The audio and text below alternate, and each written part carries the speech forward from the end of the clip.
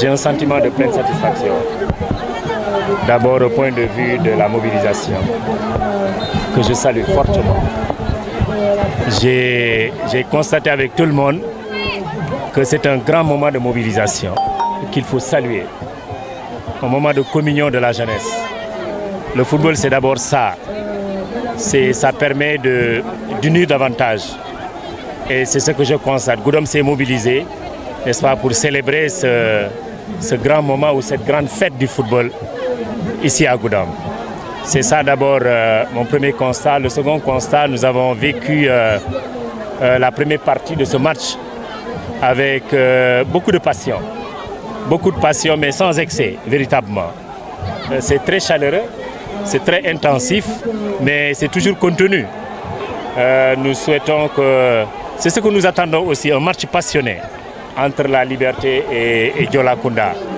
Donc, je vois que tout est en place. Hein.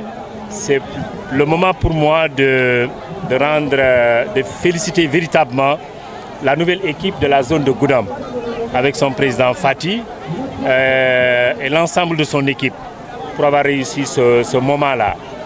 Il ne me reste qu'à prier pour que la fête se termine en beauté et que véritablement que ça soit le triomphe, n'est-ce pas, du sport au niveau de Goudom, pas autre chose. C'est ce que nous attendons, véritablement. Je voudrais qu'au coup de sifflet final, que ça soit un match teinté de beauté, teinté de succès, teinté de solidarité entre tous, qu'on ne dépasse pas ce cadre-là. Donc c'est ça véritablement que j'attends et j'ai bon espoir qu'on va y arriver avec la plus belle manière. C'est une option du président de la République qu'il faut saluer.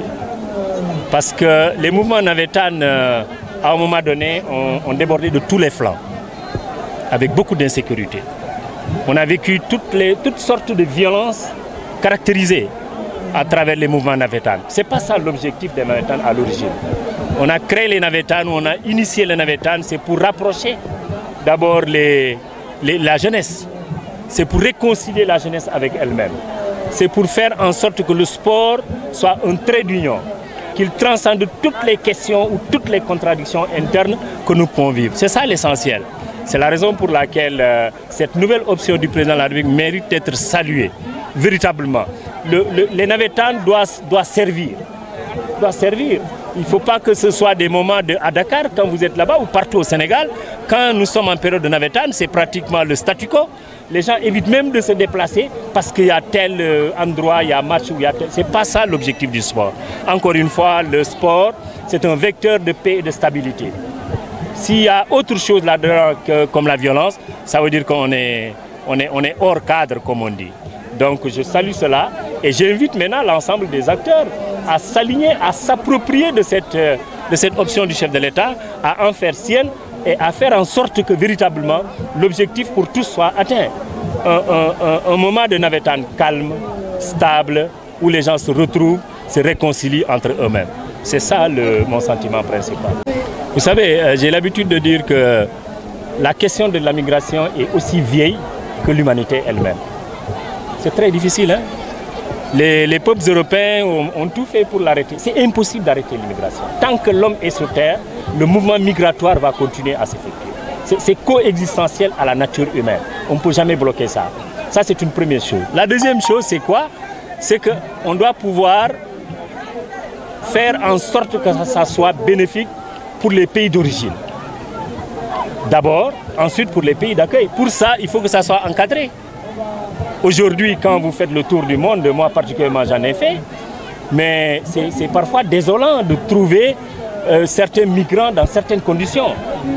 Rien n'est plus beau que de quitter son pays dans des conditions de légalité, d'arriver au pays d'accueil dans des conditions de légalité et d'exercer le travail convenablement dans des conditions de légalité, conformément aux lois et règlements du pays d'accueil. C'est ça qui est normal. C'est ça qui peut servir le clandestin. Il y a des clandestins qui vivent dans la clandestinité absolue. Ça veut dire quoi? Vous trouvez des migrants en Europe qui ne peuvent même pas sortir. Qui ne peuvent même pas sortir de chez eux. C'est ça la clandestinité absolue. Donc bref, je pense que cette option du gouvernement, c'est une option qui a été là avec l'Espagne, qui est en train un peu de se diversifier avec d'autres pays, il faut l'encourager. Il faut faire en sorte que nos enfants qui ont l'intention de partir puissent partir en étant certains qu'à l'arrivée, ils vont trouver quelque chose à faire.